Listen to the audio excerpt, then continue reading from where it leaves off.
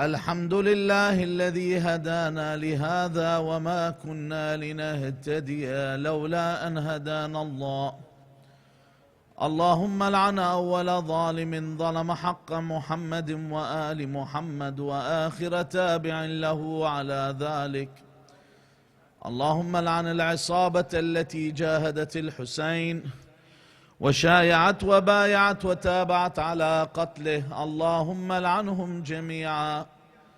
ثم الصلاة والسلام على خير خلق الله أجمعين محمد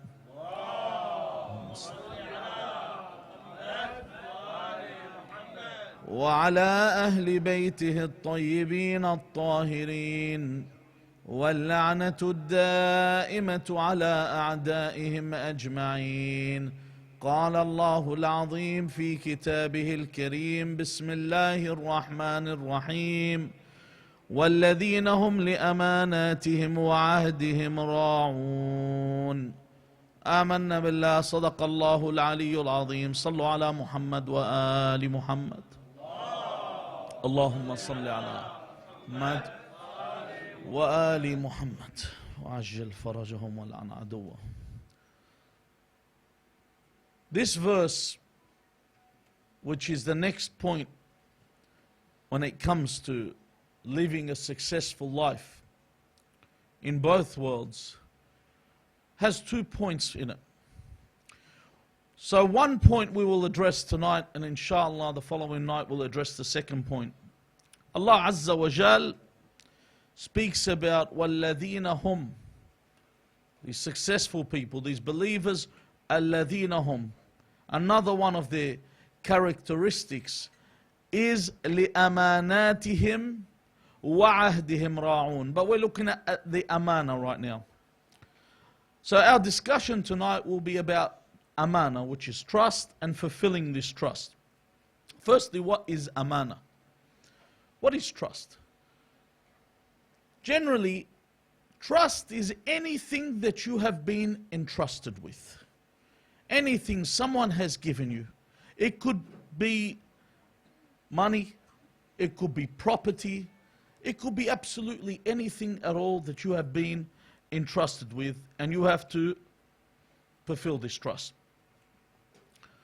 Now there are two parties when it comes to this. There's the one that entrusts the people, and this person, the onus is on them to select or choose a trustworthy person, to give their self or give their amana to someone that is trustworthy. The other one is the trustee, the one that receives this trust, and the onus on them is to fulfill whatever this trust is, to look after it and to return it when it is asked for. Now the verse here says ra'un, that they are attentive to it. In other words, they fulfill this trust. Let's take a look at firstly who is not worthy to trust with or give trust to. Many of the narrations begin with the person that consumes alcohol. Sharab al-khamr. And this was the first thing that Imam Abu Abdullah al-Hussein alayhi salam rejected with regard to Yazid. He said, Yazid sharab al-khamr. Yazid consumes alcohol. He drinks intoxicants. Not Yazid gets drunk. You know, some people say, look, you can have a wine at dinner. I'm not getting drunk. I may be a little tipsy. I still know what I'm doing. But it doesn't matter whether I take a sip or whether I drink a keg. If I drink, I drink. Sharab al-khamr, someone that consumes alcohol, is someone that is not trustworthy. Even when it comes to marriage. Marriage is amana, is a trust. The woman is amana in the neck of her husband. She's a trust from Allah Azza wa Jal. Allah has entrusted him with his wife. And the husband is also a trust in the hands of the woman.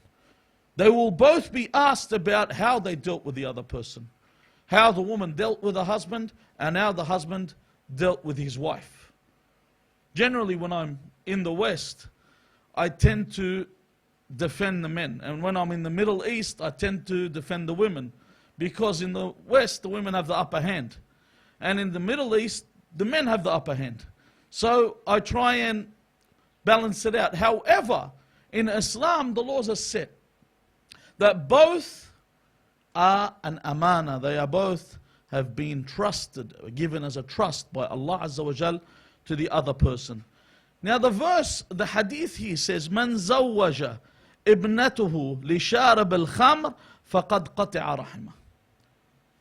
That if someone comes and asks for the hand of your daughter, or this for the sisters, when someone wants to marry you, and he consumes alcohol, he drinks, and you will know about this because every intelligent person, when it comes to marriage, investigates.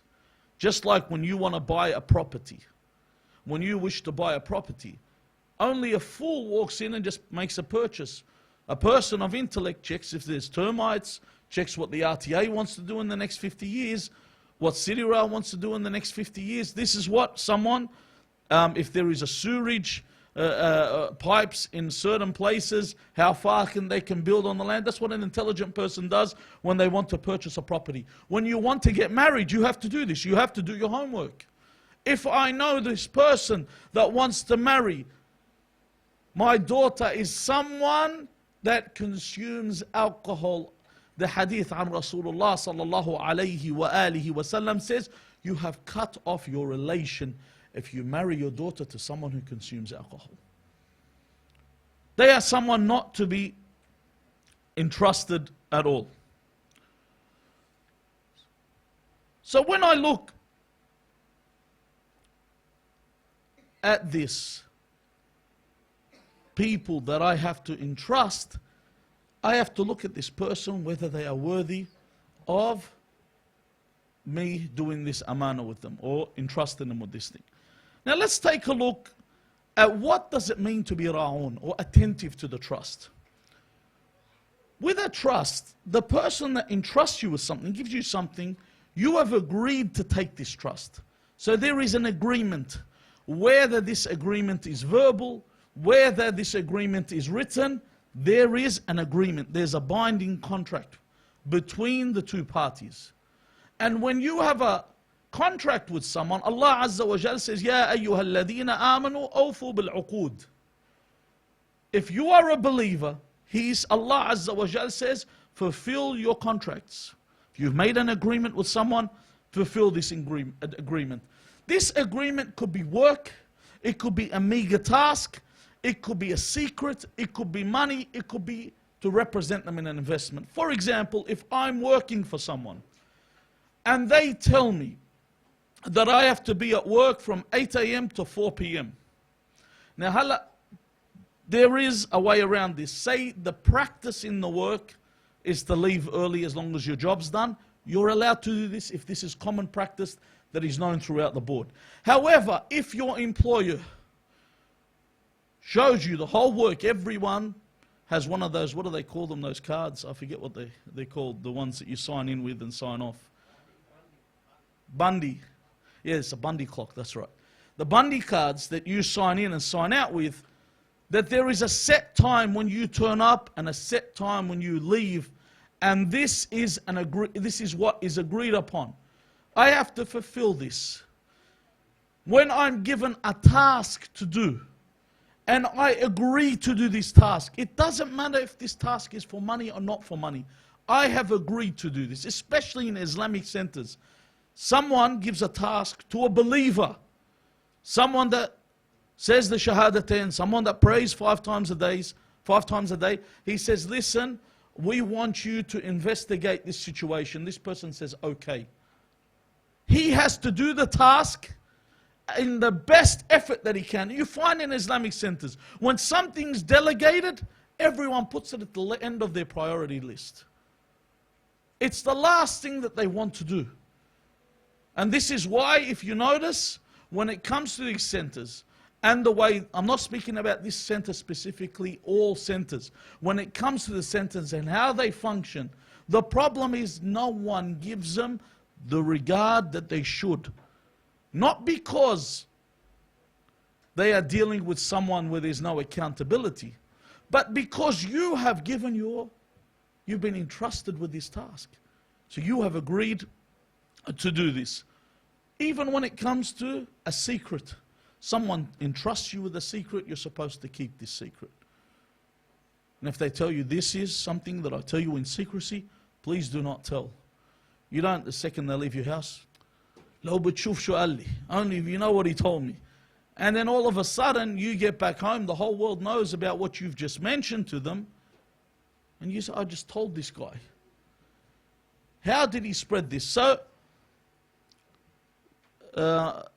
this is another issue of trust. Another one that you hear about a lot is when someone represents you with an investment.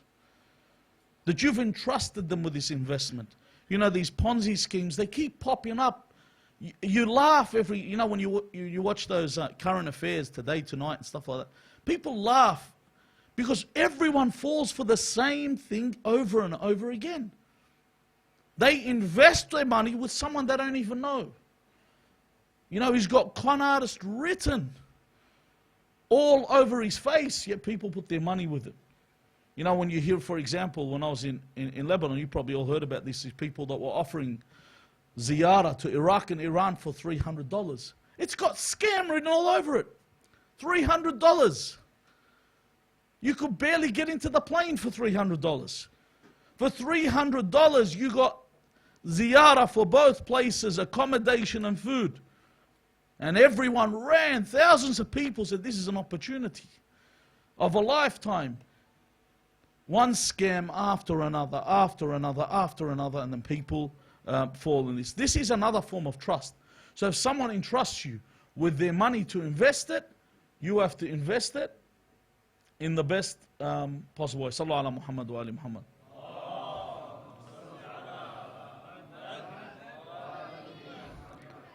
Another thing with the trust, firstly, could everyone please move forward. Rahimallah man dhaqal al-qa'im min al Muhammad.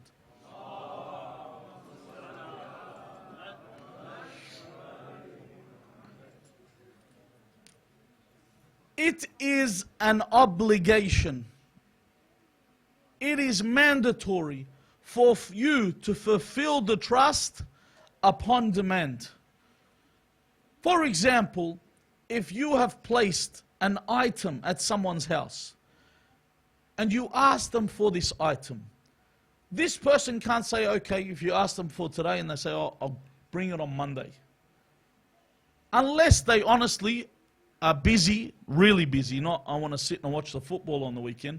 They're busy and they are not capable to give it to you on Monday. It must be returned upon demand. When you demand the item, it must be returned. And it surprises you how many people actually go to ziyarah and go to Hajj and they have clinging to their necks a debt. They owe people money. They have a trust. Or, you know, one guy once told me, he said, I did a job for someone and I was working with them as an apprentice and they haven't paid me. So I said, does this person have financial difficulties? Is that why he hasn't paid you? He said he bought a jet ski last week, a brand new one. How does this person feel comfortable making such a purchase when they have money owing in their neck? Another thing is that people fall into on a day-to-day basis is buying stolen property. When you buy stolen goods, you have now been entrusted with someone's property. Your duty is to find who owns this stolen property and return it to them. So when you make this purchase, when someone comes up and says, listen, you know, I've got a Samsung S7 Edge and I want to sell it to you for $200. And there's nothing wrong with it. For example, you know beyond any doubt, we won't say beyond reasonable doubt, beyond any doubt that this is a stolen product. Yet you make this purchase. When you purchase this phone, that $200 that you spent is thrown in the water. This is what the fuqaha say. You have thrown it in the sea. Now this stolen product, it doesn't matter if this stolen product is from a Jew, from a Christian. You know, there's people that make excuse, oh, they're non-Muslims, so you can steal from them. No, no. It could be from anyone, from a mushrik. You steal from someone or you purchase something that is stolen, you have to return it to its rightful owner. You have to return this product to its rightful owner. Bring this product back to them. This becomes a trust, and you have to deal with it as a trust on that basis.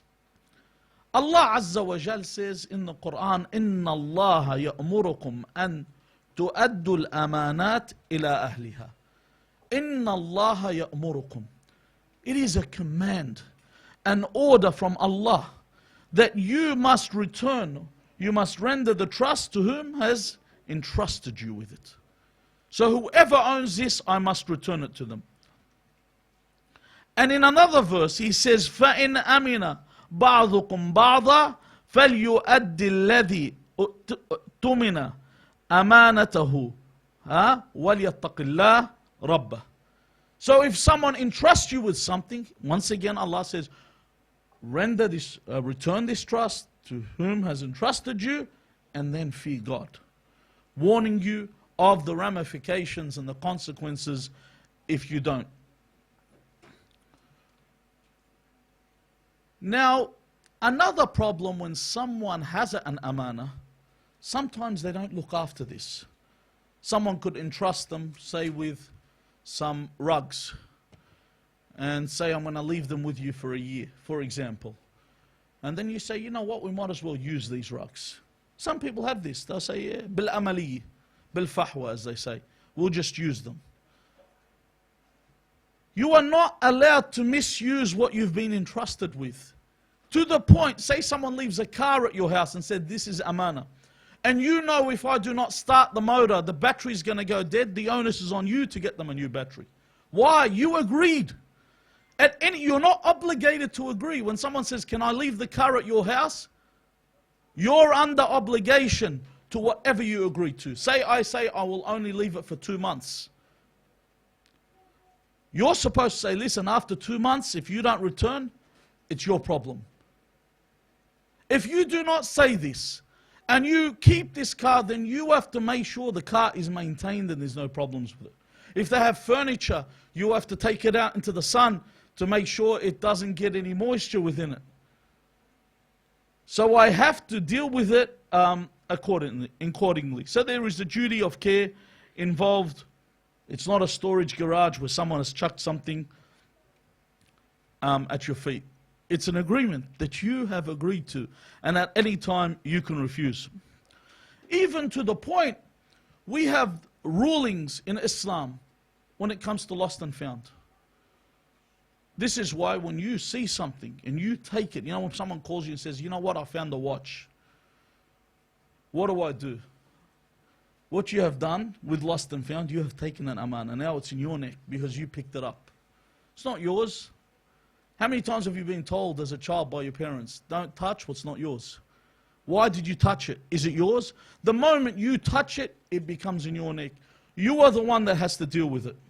You are the one that has to make sure it returns to the person that owns it. To the point that if I pick up something off the floor, I'm outside, and I find someone's wallet, I take out the money and I throw the wallet in the bin. No, I take the wallet, and I find out who owns this wallet. Say it has no ID. I put an announcement in the area I'm there, that I was, up on the wall. I found a wallet. If anyone's lost a wallet, please contact me on this number. Once I've done this, I wait for a year, 1 year. So why the hell did I pick this thing up from the beginning? Why did I pick it up? Why would I put this burden upon myself? So I hold this wallet for a year. Once I've had it for 1 year, no one claims ownership, then I pay sadaqah with this wallet, of the value of this wallet, on behalf of the person that lost it. So why would I burden myself to this extent? Living in a utopia, which we don't live in, do you imagine if everyone left what wasn't theirs, you could retrace your steps and find what you lost? Taban, we don't live in this world that is like this, but these are the rules that involve lost and found. The most righteous of Allah's creation are the ones that fulfill the trust. If you ever hear when someone speaks about their forefathers, someone says, well, my grandfather or my great-grandfather was Amin al-Balad. that people used to trust this person. He was an Amin. This person is someone that is of value and people trust. And people look up to because they are trustworthy. This is one of the best qualities. Rasulullah Muhammad sallallahu alayhi wa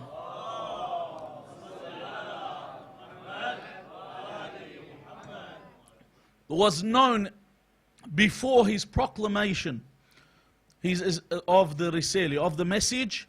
He was known as Al-Amin by the people. The people used to refer to him as the trustworthy. When they had a problem, they would come to him because he was someone that when you entrust him, he renders this trust to whom has entrusted him with. He fulfills the trust that he has been given. Even another story that you hear a lot. There's a reason why there are some stories that are repeated. You know, there's certain stories you hear all the time from when you were a child. Why is this story always repeated? Because it is of utmost benefit. That when Amir al-Mu'mineen Ali ibn Abi Talib salawatullahi wa salamu alayh was seated in Bayt al-Mal, working for the Ummah al-Islamiyya, he was using the lantern that he was using. The flammable liquid that was there was from what? It was from Bayt al-Mal because he was doing work for the Islamic nation. When he had visitors come to see him, he turned off that lantern. Look at the precision. And he turned on the other lantern because it was a personal visit. It didn't have to do with the Islamic nation. This is the precision that must be taken when you have been entrusted with a position. When you have been given a position and you have been entrusted with this position, this is how you must deal. A trustworthy man is someone that honors other people's women. We mentioned marriage yesterday and the night before about this honoring other people's women. You know, the people that have no honor are the people that we say in Arabic, bilatshun niswan. A woman walks past, he throws. This is a dishonorable act. You know, it's like, I equate it, it's tantamount to the coward punch. You know, you just throw a cheap shot and you have a little giggle and walk off. This thing is wrong. Would someone, once again, always apply these upon yourself? Would you enjoy someone throwing a comment at the women folk in your family? Then don't do it. One of the qualities here shows you are a person of trust. In the Quran, Allah Azza wa Jal, when He includes a verse that is a statement from someone without refuting this statement, that means Allah Azza wa Jal endorses this statement. When the daughter of Shu'aib says, قالت إحداهما يا أبتي استأجره. She says to her father about Nabi Musa alayhi salam. They do not know that he is the Prophet of Allah, but they say to their father, one of them says to their father, take him as a worker. Bring him forward. Why? Because she sees him beneficial for marriage. She says, إن خير من استأجرت القوي الأمين. So she says, take him because he is someone. Why? To take him to work for you, because the best one you can hire for work is someone that is strong and is trustworthy. When he asks her, how did you know, like the story she mentions that he protected them in the situation that we're in. So this shows his strength when they were being harassed by some men. But then he asks her, how do you know he is trustworthy? How did you know that he is trustworthy? She said, when we were taken into our house. Generally, when you're guiding someone, where do you walk? You walk in front of them. She said, when we guided him to our house, he told us, I walk in front and you direct me from behind. Speak to me from behind so that you're not in front of me. And this is why one of the reasons when it comes to, you know, walking behind a woman, why it's not encouraged. Not because what the West tends to say, because the Muslims look at women as being lesser than men in their own interpretations, although there is manifest evidence of them when you go to places in the city and you see all these exhibitions of skimpily or scantily dressed women. You can see exactly who devalues women. So he says that, she says that he walked before us, he walked in front of us. This shows he is someone that is trustworthy. He's not someone that takes advantage that there are two women all alone and there's no one there with them, takes advantage of looking at them, walks in front of them, and she notices this and mentions that he is an amin. How would I know if someone is trustworthy, someone is amin? You want to deal with people, how do you know if they're trustworthy? You need to test them, isn't that right? What is the criteria you look for? Rasulullah sallallahu alayhi wa alihi wa sallam in a narration says, لا تنظروا إلى كثرة صلاتهم. Firstly, he says, this is what not to look for. Do not look at how much they pray. You know, you want to see people that pray a lot, you can go to some of the Middle Eastern nations, the Gulf states, and you see the sheikhs that lead their prayers with the carpet burns on their foreheads. You know, and these guys, and then you find out later when they're being caught in all these scandals and affairs that they have. So do not look at how much someone prays. وَصَوْمِهِمْ. Someone may fast, Rajab, Sha'ban, Ramadan, you have plenty of those. That fast 3 months, you have plenty of those that pray Salat al-Layl. وَكَثْرَةِ الْحَجِّ. It's so funny, you know, there are numbers that are set. A poor man always has 6 children when you go to the Middle East. They always have 6 children. Every time. And a person that is been to the Hajj, the set number, look for this, 25 years. Ili Hajj 25 سنة. They always say that it's a set number. They say six children and 25 years in the Hajj. He says, do not look at how much they go to the Hajj. He says, wal ma'ruf. Do not look at how much ma'ruf that they do. You know, yeah, mashallah, this guy has done so many khayri things. This guy's invested here. He says, don't even look at that. Look at all these criteria not to look at that Rasulullah sallallahu alayhi wa alihi wa sallam says. He says, وَتَنْتَنِتِهِمْ sorry. وَتَنْتَنِتِهِمْ بِاللَّيْلِ صلى على محمد وآل محمد.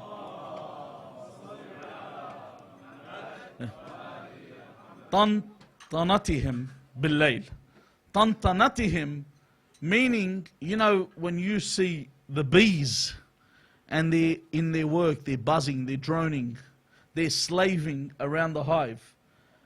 That when someone worships at night, you are in a process of worship and you are slaving and working night. He says, do not look at how much they drone and slave within the night. Not even that. They worship at night. He says, walakin. He's negated all these. Do not look at these. You want to know how valuable all these are?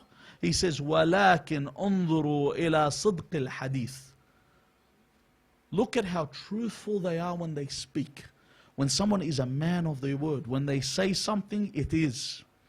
Not when they say something, then you have to take off a layer, and then they bring in another lie to cover the next story, take off a layer, bring in another lie to cover another story. You're wasting your time. And all those people that need to launch a rocket every time they want to tell a story. You know, there's fishing tales. That guy that when you say a story, his story is always better. You know, he's always done it better. He does everything better. These are people not to waste your time with. He says, do not look, except that when they speak truth. And he says, وَأَدَاءِ الْأَمَانَةِ. Entrust them with something, see if they return this trust. If you find these two qualities, then they are righteous people and they are people that you should entrust. And then he says, أفضل الإيمان الأمانة وأقبح الأخلاق الخيانة. The best faith is someone that is trustworthy, And the ugliest of akhlaq, the ugliest moral conduct is what? Betrayal, treachery. Is the worst form of moral conduct. Now, when it comes to fulfilling trust, can I discriminate with whose trust I fulfill and whose I don't? Can I say, for example, well, an Israeli soldier entrusted me with this, so I cannot return it to him. The hadith says, أَدُّوا الْأَمَانَةَ إِلَى مَنْ ائْتَمَنَكُمْ وَلَوْ إِلَى قَتْلَةَ أَوْلَادِ الْأَنْبِيَاءِ وَلَوْ إِلَى قَتَلَةَ أَوْلَادِ الْأَنْبِيَاءِ عفوا وَلَوْ إِلَى قَتَلَةَ أَوْلَادِ الْأَنْبِيَاءِ. He says, return the amana, the trust. If you've been entrusted with something, return it to the person, even if this person has killed. Who? This person has killed the children of the prophets. In another narration, which I couldn't find the one that we always hear. I couldn't find it anywhere, but I found one that was similar to it. I found one on Imam al-Sadiq. He says, if the one that killed my grandfather, Ali ibn Abi Talib, but the one about Imam Hussein, I couldn't find it for some reason. It may exist, may not. But the one says, the one that killed my grandfather, Ali ibn Abi Talib, meaning Abdul Rahman ibn Muljam al-Muradi. If he entrusted me with the sword that he killed my grandfather with, I would return that sword. Now think about this. You've been entrusted. You've accepted this trust, you return it. Doesn't matter who has entrusted you with. There is no concession when it comes to trust. First, you know discrimination, there's no concessions. You've been entrusted, you must fulfill this trust. Ya Qumayl, Amir al-Mu'mineen salawatullahi wa salamu alayhi, says in the narration, Ya Qumayl, ifham wa a'lam. Understand and know what I'm about to tell you. He says, أنا لا أرخص في ترك أداء الأمانات لأحد. He says, I have not given anyone in concession in returning the trust or fulfilling the trust with anyone. He says, من الخلق. There's no one that can tell you this. فمن روى عني في ذلك رخصة فقد أبطل وأثم. Whoever dares to narrate a narration of me is someone that is speaking falsely, someone that is a sinner. He says, وَجَزَاؤُهُ النَّارِ. Anyone that gives you a concession for fulfilling trust, they will be compensated, or their recompense is the fire of hell. He says, بِمَا كَذِب, because they lied. He says, أقسم, he says, I swear. When Ahl al-Bayt alayhum as-salam swear by Allah, or when Allah swears in the Quran, it's not so you can believe them. It's because they want you to pay attention. Because they are honest in every aspect. And when they speak, they only speak what is necessary and what is true. He says, أقسم لسمعت رسول الله صلى الله عليه وآله وسلم يقول. He swears that he heard Rasulullah say, يقول لي قبل وفاته بساعة مرارا. That he says before an hour, meaning a period of time before Rasulullah died, numerous amounts of times, he says to Amir al-Mu'mineen this. He says, Ya Abul Hasan, Addil amana, fulfill the trust of who? Ila al-barri wal-fajr. To a good person, and a fajr is an immoral person.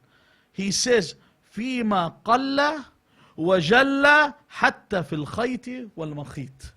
Listen to this. He says, fulfill, render the trust to who? To the good person and to the immoral person. Doesn't matter who they are, there's no concession. Listen to what he says. He says, قل وجل means doesn't matter how meaningless this thing is. And then he gives you an example. بالخيط والمخيط. Even if it is a string or a needle. Do you imagine the needle or a string? You know, sometimes someone may give you something. Then you say, hey, you throw it in the bin. So, what does he want this piece of paper? What does he want with it? Throw it in the bin. If they've entrusted you with it. And one of the worst things people do with trust is you lend them something. Say, for example, you lend someone, we could say a phone, for example. And then you come to collect the phone and you say, oh, you lent it to Bob. You go to collect it of Bob and Bob says, oh, Tom wanted it. And Tom said, you don't mind. That's one of the worst traits someone has. The worst trait you can do is give something to someone else that you've been entrusted with. Because even if it's something you think is meaningless, and even if the other person is going to get upset, tell him to call and make the person that you entrusted, that has entrusted you, to give you permission to give it to them. Or don't do it. When Rasulullah sallallahu alayhi wa alihi wasallam was seated with some of the companions, one man came from another village to him, another region, and said, Ya Rasulullah, teach me about what is the easiest part of faith and the most difficult. Rasulullah sallallahu alayhi wa alihi wasallam replies to him. Firstly, he says, the easiest part of religion is what? الشهادة. شهادة أن لا إله إلا الله وأن محمدا عبده ورسوله.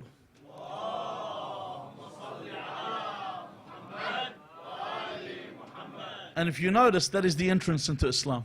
The easiest part for you to say the Shahada. That's how you enter Islam. That's the easiest part of faith. The most difficult, the toughest, he says, is the amana. It's the most difficult fulfilling the trust, because there's different levels of dealing when it comes to trust. And then he says, know that أنه لا دين لمن لا أمانة له ولا صلاة ولا زكاة له. Whoever has no amana, who cannot be trusted, has no faith, their prayers are not accepted, and what they've given in the way of Allah is not accepted, if they cannot be trusted. Allah Azza wa Jal says in the Quran, يا أيها الذين آمنوا لا تخونوا الله والرسول وتخونوا أماناتكم وأنتم تعلمون. You are warned not to betray. You are not warned not to be treacherous in any way. And as we said, that the one that betrays has no faith. Can I betray, for example, if someone steals from you $100, are you permitted to steal 100 back? Yes, because it's your property. Someone takes $100 from you and you know 100% certain that $100 that was taken is yours, you may steal it back because you're taking what's yours. Someone, for example, comes and you know that they've stolen, an item from your house. When you enter your house, you see your item, you're certain it's your item, you may take it. That's what the laws say. However, can I betray someone that betrays me? The narration says, لا تخن من لا تخن من ائتمنك وإن خانك. You cannot betray whoever betrays you. If someone does not fulfill trust with you, you cannot take trust of them and not fulfill you. And it says, ولا تضع سره وإن أذاع سرك. If someone lets everyone know your secrets, you have no right to let the people know their secrets. You have no right. What you may do is say that this person's not trustworthy. You can tell the people this person's not trustworthy because he let out all the things that are between us. And just to be on the safe side, what do they tell you? The hadith says, keep your secrets where? In your bosom. Keep them here. For they will undo you. Some people, now these days, there's no secrets. People put everything on Instagram and Facebook. There's nothing hidden. Whatever they do, what they eat, for God's sake, what they eat, they put on Facebook. What they eat, they need to tell everyone, every meal they're about to have, they need to take a snapshot of it and put it on Facebook and let the world know, or on Instagram, what they're eating. But for what you've been entrusted with as a secret, you may not let out of the bag. Inna Allah, the Quran says, Inna Allah la yuhibbu man kana khawanan athima.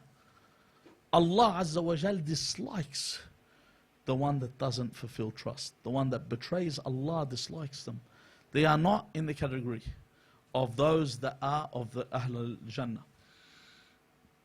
Even to the point when the children of Yusuf, when they took their brother Yusuf, they were entrusted with him. And the Quran also verifies this. So had they not repented before they died, they would have been of Ahl al-Nar. Because in the verse they say, قَالُوا يَا أَبَانَ مَا لَكَ لَا تَأْمَنَّ عَلَى يُوسُفَ وَإِنَّا لَهُ لَنَاصِحُونَ. Oh Father, give us our brother Yusuf, entrust us with him. So when someone tells you to take someone with you somewhere, you are entrusted with this person. You have to return them as you took them. Not when your parents send you and say, take your younger brother with you. And you get outside and you say, all right, here's $20. Allah mark, don't come where I'm going with my friends. You've been entrusted with him. You've been entrusted to take him with you. The least you could do is say, I don't want to take him. Even if your parents say, if you don't take him, you stay home. You stay home. Because you cannot fulfill this trust. But what is the worst form of betrayal? The narration says, وَإِنَّ أَعْظَمْ الْخِيَانَةِ خِيَانَةُ الْأُمَّةِ. The worst form of betrayal is treason. If you take a look, someone that is mutinous, or I should say treacherous towards his nation, ما في خير. If you take a look at those that collaborate, those that dealt with the enemy, all these people that dealt with, if people remember in the Tahrir in May 2000, when Jaysh Lahad was returning to Israel, as they were going back, do you remember what took place? There was a battle that took place between Jaysh Lahad and the Israelis. Even when you sell out to people, if I sell out to someone, do you think they're going to embrace me? You just sold your own people. I'm not going to take you in open hands. You sold your own people. And even when you read in books, when you watch in movies, you will find the collaborator, alaykum assalam, is the most fiendish person in the book and in the movie. He is the worst, he's depicted in the worst possible way. Someone that collaborates is the worst of people. Because he sold his nation. Whether we look at Edward, what's his name? Snowden. See, everyone knew straight away because I said collaborator. If you look at Edward Snowden, regardless of how the world views him as a hero, he worked against his country, regardless. So they perceive him as what?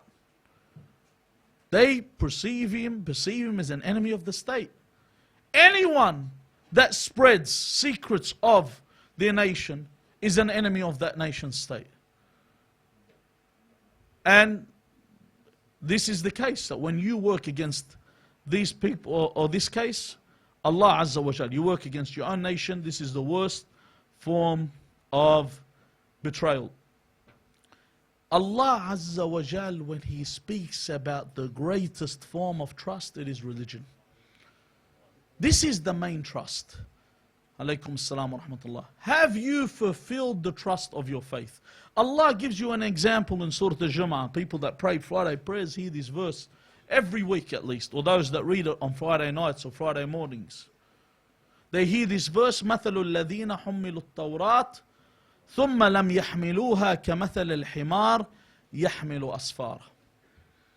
Allah Azza wa Jal speaks about Banu Israel when they were given the Torah. They were given the Torah. The ones that did not fulfill the teachings of the Torah, the ones that did not follow what Ashab al-Sabt, one example, those that worship the calf, another example. There's stories altogether that need other nights to explain. But all these people that did not fulfill, Allah Azza wa Jal makes an example of them. He says they are no different. They are like a donkey that carries books on his back. A Muslim that does not fulfill the faith has been given this example.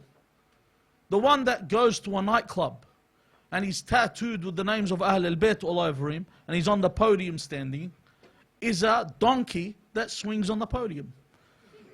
The one that drinks alcohol and is a Muslim is like a donkey that consumes alcohol. Because you are someone that represents Islam. And one of the biggest pandemics in the world is drugs. Right now in the world. And people always use this term and I hate it. They say marijuana is a harmless drug. Marijuana is not a harmless drug. It is haram. There is not a marja' that permits it. It is a forbidden drug. In fact, let's take a look at the people that want to go towards medicine and medical testing and what the medics say.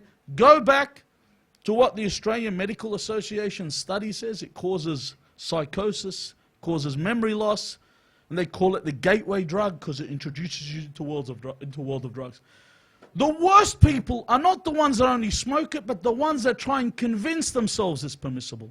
It is not permissible. It is haram, and you are someone that does not fulfill the trust of Islam, but trying to propagate that it is something that is okay. Allah Azza wa Jal gave this amana to us. This trust, this religion that we're supposed to carry high. We're supposed to be proud of. And the best way to propagate this faith is through action. The best way you can propagate Islam is through action. Not by doing da'wah at King's Cross. The way you propagate faith is through action. When you, at work, you deal with honesty. At work, when you deal with others. At work, when you deal with others, when they entrust you with something, you fulfill this trust. And of the best examples of fulfilling the trust in Karbala was Abu al-Fadl Abbas alayhi salam.